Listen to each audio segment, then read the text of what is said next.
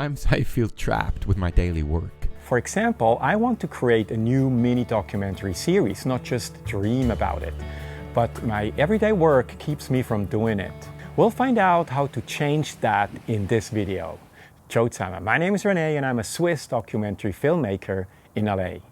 I feel like I'm constantly doing things that take up time but don't necessarily get me closer to creating documentary videos. For example, I work as a dog walker 3 to 4 times a day. I also help my wife with online marketing and sometimes help her out at fairs and trade shows.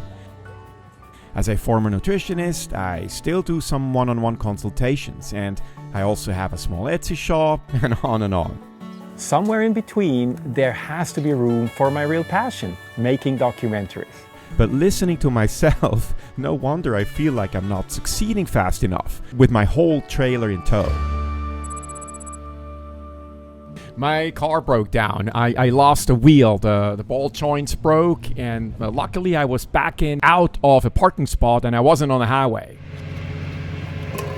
I had this car for 12 years, but lately it caused me some problems. Like the muffler was broken, plastic parts in the interior became brittle, and seats were dissipating, and just a couple of weeks ago I had to replace the whole rear differential that cost me $3,500. After that, I said that has to be the last expensive repair for a while, or I'm going to give up on the car.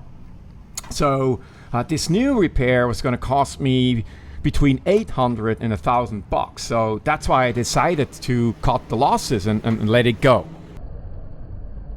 My good old Tahoe was history, and I'm still sad now that I'm working on that footage. Anyway, back to the video. I need to find the courage to say no to some of my jobs. The problem is that it's not that easy, because all this stuff together is also my income, and documentaries alone would only keep me afloat at times. Anyway, I have to find a solution. And that's when I came across a video of Tim Ferriss discussing a possible solution with Sam Corcos. Here's what I want you to do. Take everything on this to-do list with the dates that you think they'll get done by, which is usually this week or next week. And I want you to just put them on your calendar with the amount of time you think it's going to take. And then we'll have another follow-up call next week. And then we have the call. And then they say, this process doesn't work. I say, why is that? So, well, I tried to move it over there, but there isn't enough space in my week to fit all these items. It's like, yes, that's the point of the exercise. This is the point of the exercise, is there literally is not enough time. What do you think? I'm going to give Sam's method a try. And I decided to color code my time blocks. Green is everything fun, food, sports, hobbies, and then orange is everything that has to do with filmmaking, and I want to do more of that. Red is everything that generates cash flow. Violet means working for my wife, and under gray is the big boring rest. Then I transferred my to-do list to my calendar according to these categories. And then I realized pretty quickly, like he said, that my calendar didn't have enough space. Sam says you should only fill 50% of it to leave room for spontaneous things. Not a chance, but let me try it out for the next couple of weeks. While I'm working on my calendar experiment, I'll bring you with me to a client job.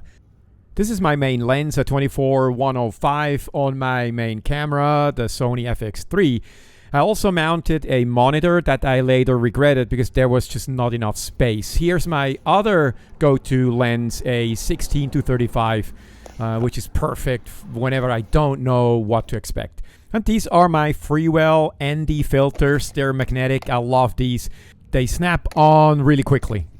This was an interesting project. My job was to recreate a successful TikTok video. Usually I prefer to shoot everything locked on a tripod or having the camera on a gimbal, but here we tried to mimic the handheld look.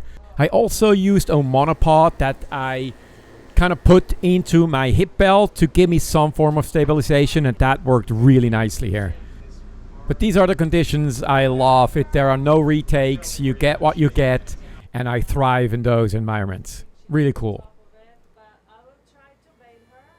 It's been 4 weeks since I started the calendar experiment. My conclusion is that I will certainly continue with it. The idea is simple, but I still don't always succeed in correctly anticipating the time for a task. I still push things back or postpone things until tomorrow or the day after tomorrow. But the good thing is that I'm starting to get a feel for what jobs just don't have the right time to money ratio. I think in another 3 to 4 months, I'll be ready to make the decisions I haven't had the courage to make until now. In that respect, this to-do list optimization adventure looks like a win. Or do you have any other tips on how to identify the things to say no to? That's it for today. Thanks for watching. I'll see you in the next one. Tschüss.